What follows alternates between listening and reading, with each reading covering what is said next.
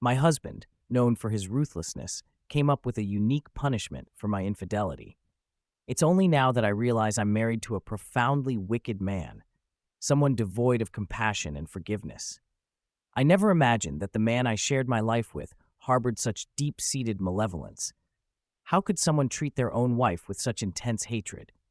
Yes, I cheated on him, and I've been doing so for quite some time. Many will call me foolish and heartless, and I understand that because I've seen similar judgments on other people's stories. My husband, who is 43, and I, 33, have been married for a decade.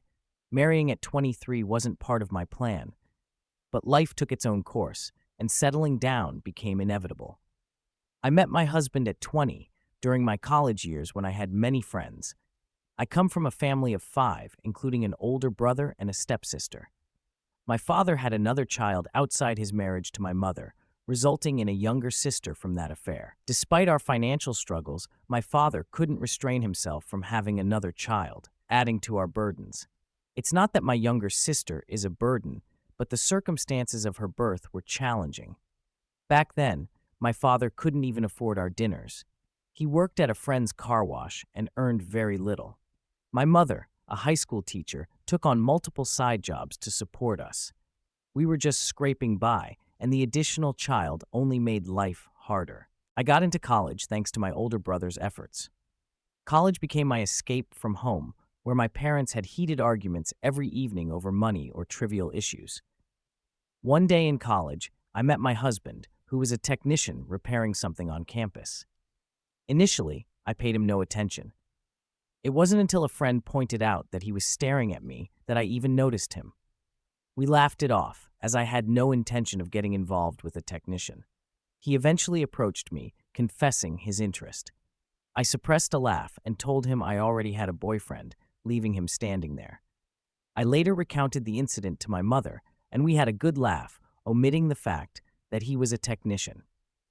Months passed without seeing him again, until I ran into him at a tool shop while helping my brother. My brother greeted him like an old friend, even though they had never met. I felt embarrassed, considering how I had dismissed him before. He explained that he was busy starting his own mechanic shop, which is why he stopped coming to our college. We chatted briefly before I left with my brother.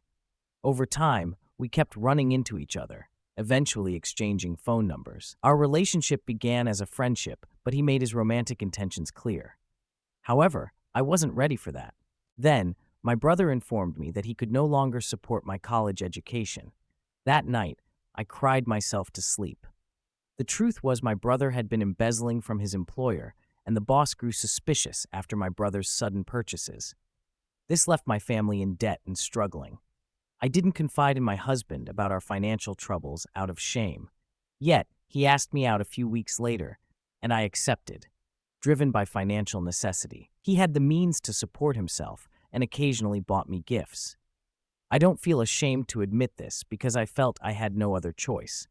My family was in debt, and I was on the brink of dropping out of college. Desperation led me to cling to him as my lifeline. Eventually, I told him about my college fees, and after a few weeks, he provided the money. I felt immense gratitude and took up a part-time job at a restaurant. We married while I was still in college. He proposed a year later, and I couldn't say no after everything he had done for me. My parents encouraged the marriage, seeing it as a good opportunity. Some might wonder why I didn't marry a wealthy millionaire.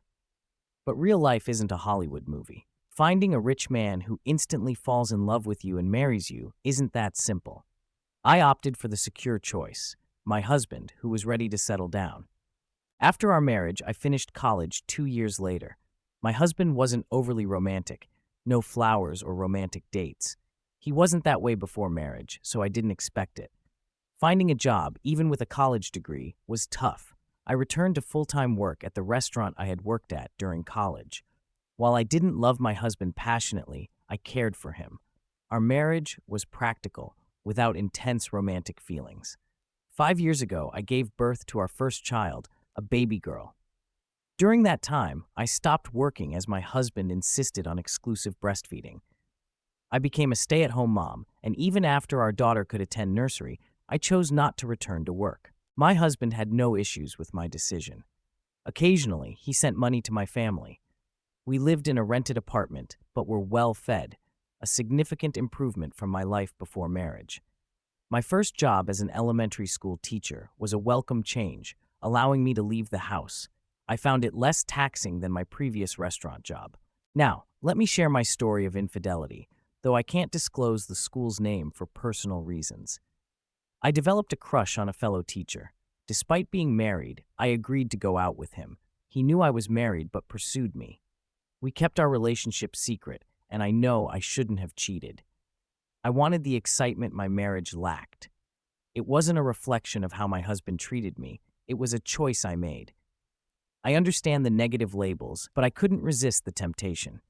I continued dating my colleague for months before ending it. There wasn't a specific reason for the breakup, we just felt it was time. However, my affair didn't end there. I met someone else and started a new relationship. Initially, I felt ashamed of my actions, but as time passed, I cared less about what others might think. My husband didn't seem to notice any of it, so I carried on. While the income from my elementary school job wasn't substantial, it still served important purposes.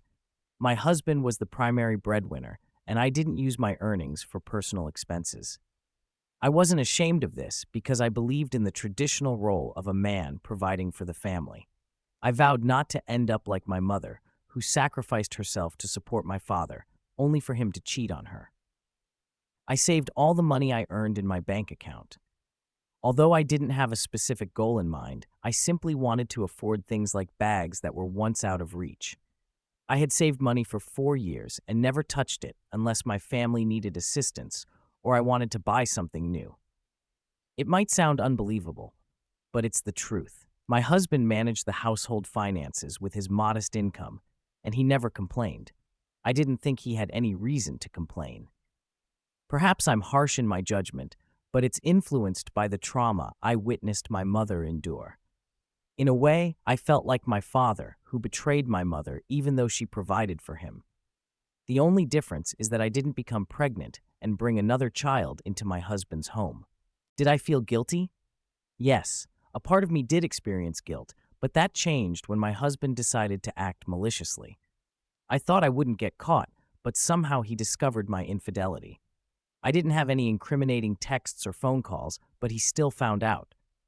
I noticed changes in his behavior towards me for weeks. He stopped eating the meals I prepared and preferred to dine out.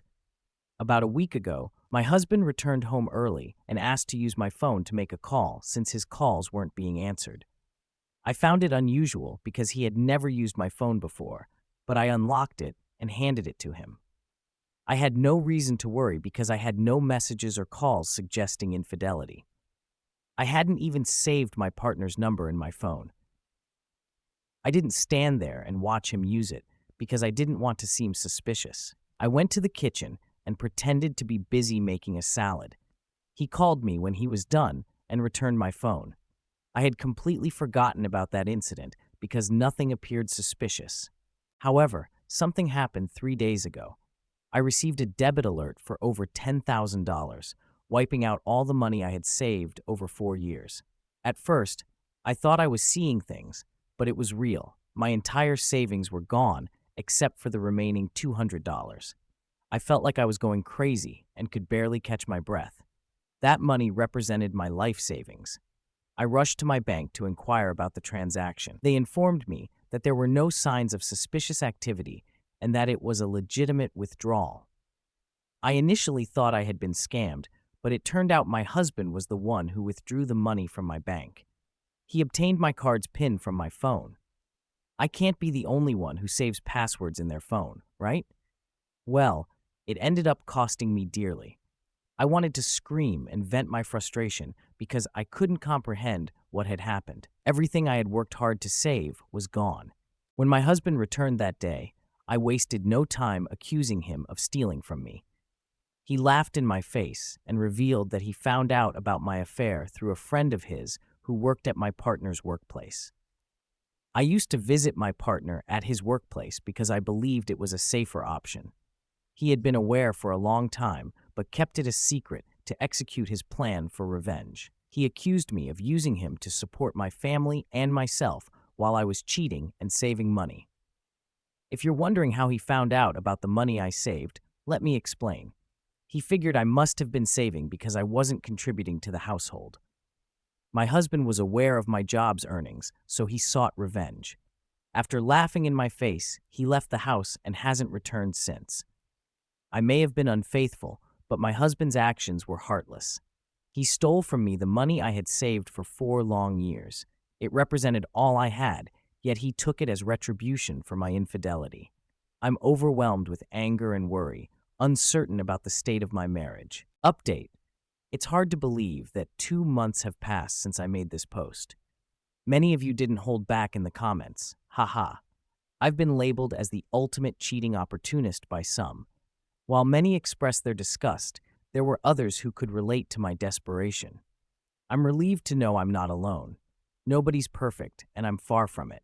I made a mistake by cheating, but I don't regret choosing the safest option and marrying the man I believed could provide for me. It was a matter of survival.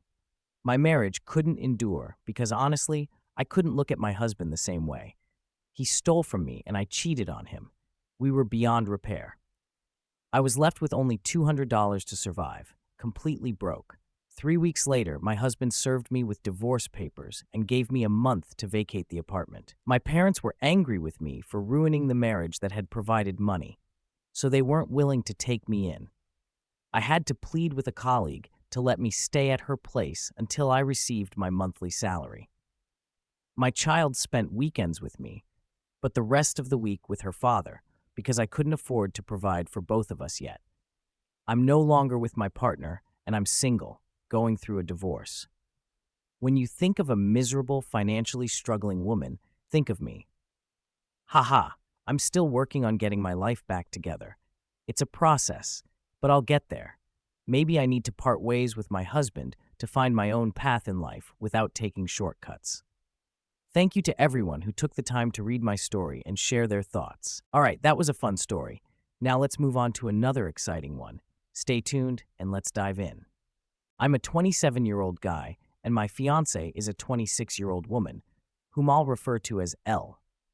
My father is 52 years old, and I'll call him B, while my mother is 50 years old, and I'll refer to her as R.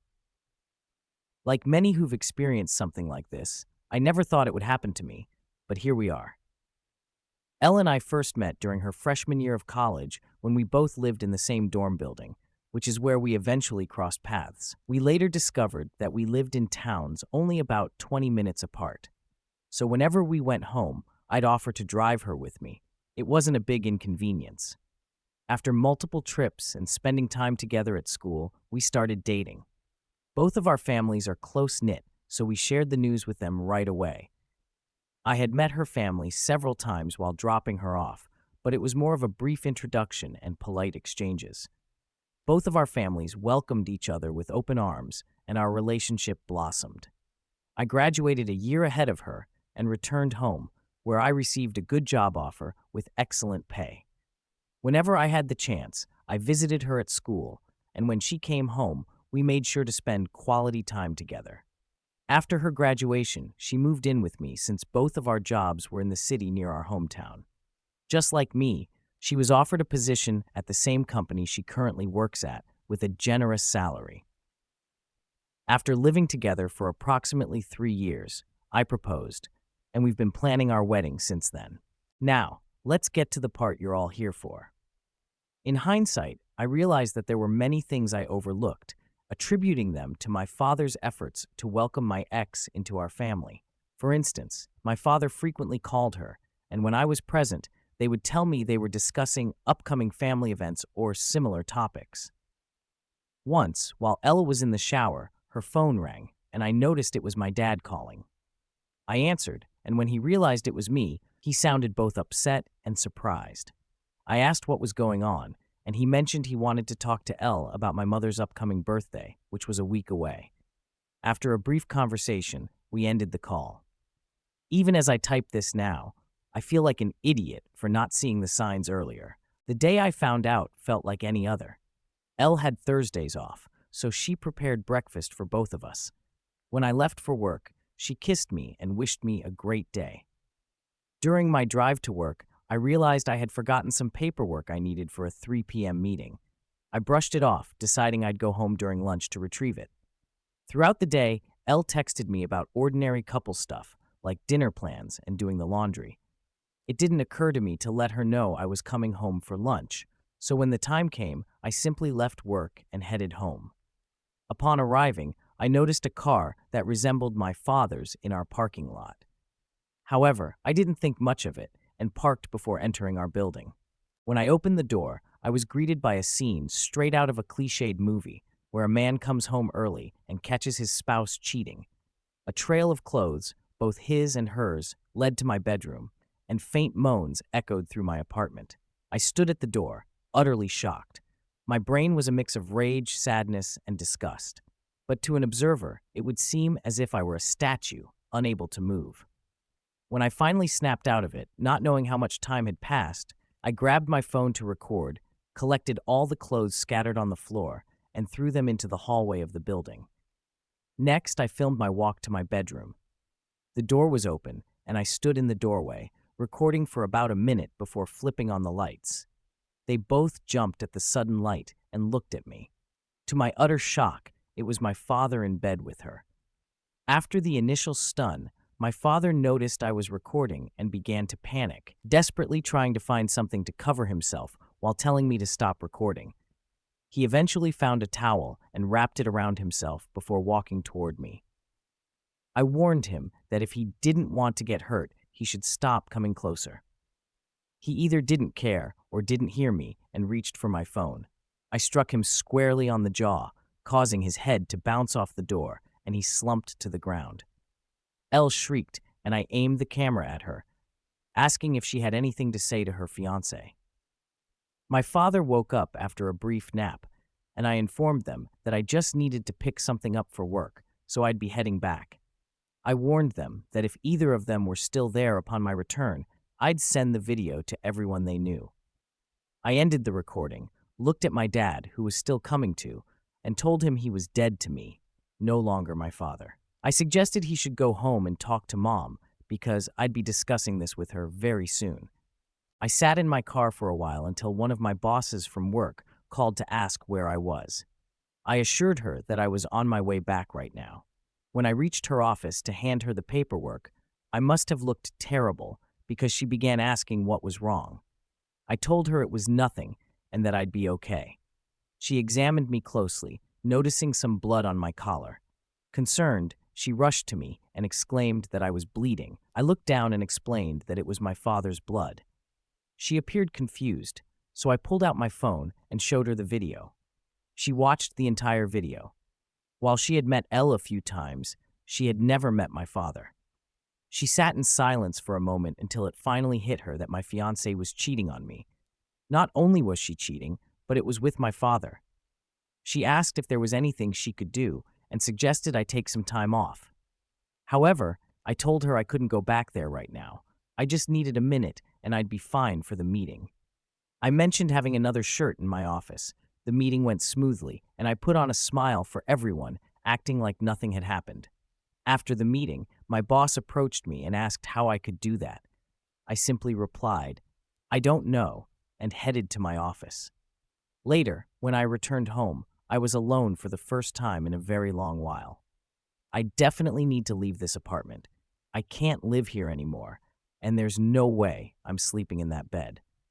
I realize I need to get checked out for STDs, and I think I may have broken something in my hand. Update: after I documented the events, I closed my computer and fell into a deep depression. Posting about it hit me hard, like a sudden blow. To those who suspect this might be fabricated, I genuinely wish I possessed such creativity. I would be writing books instead of working a 9-to-5 job. So the day after I initially posted, I attempted to get in touch with my mother, but none of my calls were going through. I wanted to see if she would have lunch with me so I could explain everything to her. After about a dozen unsuccessful attempts, I made the decision to get into my car and drive to my mother's house. She needed to know what had happened as soon as possible, even if recounting it would reopen old wounds. During the drive, I contemplated what I would say and how to say it, which started to induce panic. I had to pull over twice to vomit. It's not an everyday occurrence to inform your mother that her husband is involved with your fiancé. I pulled into the driveway and remained in my car for a moment to collect my thoughts and calm down. I sat in my car for a few minutes before my mother flung open her front door, so I stepped out of my car. She began to berate me, questioning how I could come to her home after I had confronted my father for attempting to intervene in a dispute between Elle and me. She used every derogatory term in the book and accused me of being an offender. She insisted that I leave because Elle wasn't ready to forgive me yet, and she hoped she never would. Yes, it turns out my father brought Elle to our family's home and falsely informed my mom that Elle and I had a disagreement, and I hit him when he intervened. She continued to berate me until I finally couldn't take it anymore and confessed the truth. Really, Mom? It's because your husband is involved with my fiancé that I hit him. If you can't believe me, I have a video to prove it. But don't expect to see me again. I don't want your apology when you realize you're just as awful a mom as my terrible father. Her expression shifted dramatically, resembling the shock I felt when I walked into my apartment and caught them. I took out my phone and sent her the video. My mom grabbed her phone and watched it, stopping when I turned on the lights. She then set her phone down, looked at me, but I turned away and headed to my car. I reversed out of her driveway, glanced back at her, and saw she was in tears. My heart ached for her, but too much had been said during that argument for me to reconsider and forgive her. Upon returning home, I began to remove everything associated with Elle and my family from my apartment. I packed up all of Elle's belongings and placed them by the front door.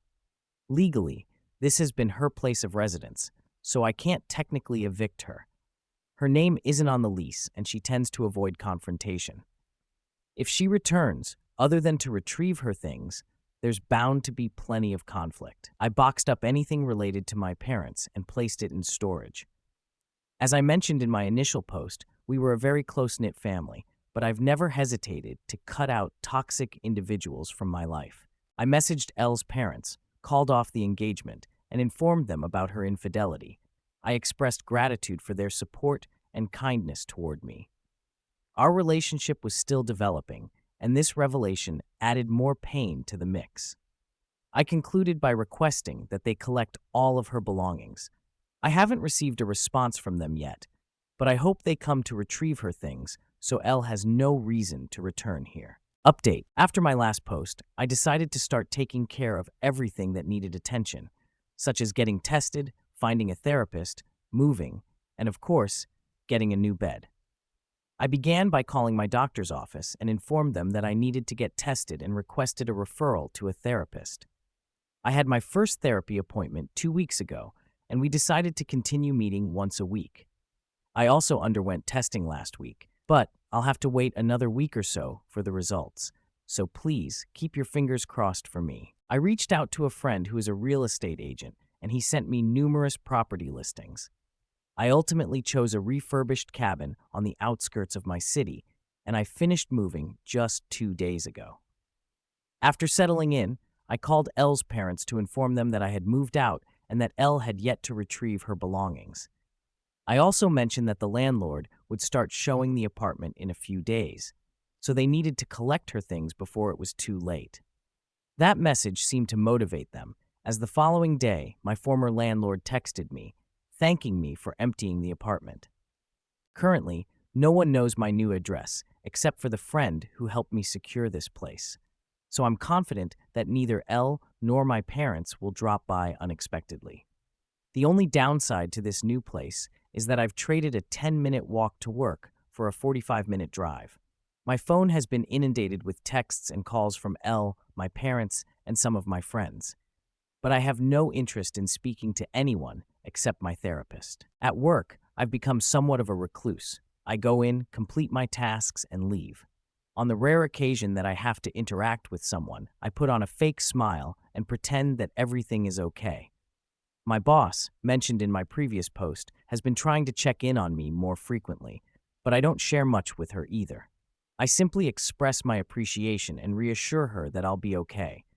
A significant part of me feels like it's gone forever, beyond any hope of revival. My therapy sessions seem to be going well, I guess. I've never had therapy before, so I don't have a basis for what makes therapy good or not. My therapist and I seem to have a decent rapport, and she genuinely appears to want to assist me. During the first session, we focused on getting to know each other and touched on why I sought her help, although we didn't delve deeply into it. I shared what happened in my own words. In the second session, we went a bit deeper, and she inquired about my relationship with my parents. I explained that it had been great until recently, with open communication and a loving home, but now it all seems meaningless. She asked about why I cut my mother out of my life, and I told her that my mother had said hurtful things to me, things I wouldn't even say to someone I despised. I conveyed that there was no way for her to come back from that. At the conclusion of our last session, I provided her with the link to my page here so she can read more about my thoughts and feelings. I find it easier to express myself in writing than verbally. So if you're reading this, hello, Doc. I'm still feeling unhappy at the moment. I had expected to feel okay by now, not necessarily happy, but just okay.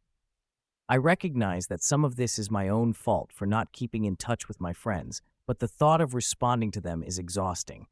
I know they'll want to spend time together or visit my new place, but I don't have the energy to be around them right now. Until I regain that energy, I'll focus on work, attend appointments, and relax on my back deck with some low-quality whiskey, trying to appreciate the beautiful view. I haven't gone hunting since high school, so maybe I'll take it up again now that I can hunt from my back porch. Thanks to all of you for reading this far. In my previous post, I mentioned getting tested for STDs and trying to restart my life. I'm pleased to report that I am free of STDs and I couldn't be more relieved. I have completely settled into my new place. When I described it as a refurbished cabin, I may have been a bit too generous. It was actually refurbished about 25 to 30 years ago, so it's a bit outdated. However, with my newfound free time, I decided to renovate it, and all that remains is painting the guest room, which I've turned into an office. The only tasks I didn't handle on my own were electrical and plumbing work because I lack the knowledge and have no desire to risk getting shocked or dealing with dirty pipes. Doing all the work has been remarkably stress-relieving and has helped me clear my mind. I'm still working at the same company, and I've become more open with some of my coworkers, especially those I'm close to, and with my boss from my previous post, thanks to my therapist's advice. Now, let me provide an update on what's been happening between my family and my ex. I felt ready to have a conversation with my mother. So a little over a month ago, I unblocked her number and reached out. I called and she picked up almost instantly, though I could tell from her tone that she was in a panic. After reassuring her that it was me, I suggested we meet and talk. She agreed, and a day later, we met at a diner near her house. She was already there when I arrived, and when she saw me, she began to quietly cry. As I sat down, she repeatedly apologized, telling me she believed what she was told because she never thought they would actually get together. I expressed my appreciation for her apology, but reminded her that the things she said to me were terrible and something no mother should ever say to their child. It revealed to me how she truly felt about me. She cried even harder and promised that it wasn't true. She explained that when she was informed that I had allegedly hit my father for no reason, she was consumed by anger, and when I showed up at the house, she allowed her anger to take over. Not wanting to engage in a prolonged discussion with her, I decided to move forward. I asked, "Speaking of that guy, what have you decided to do with him?" She explained that they've been separated.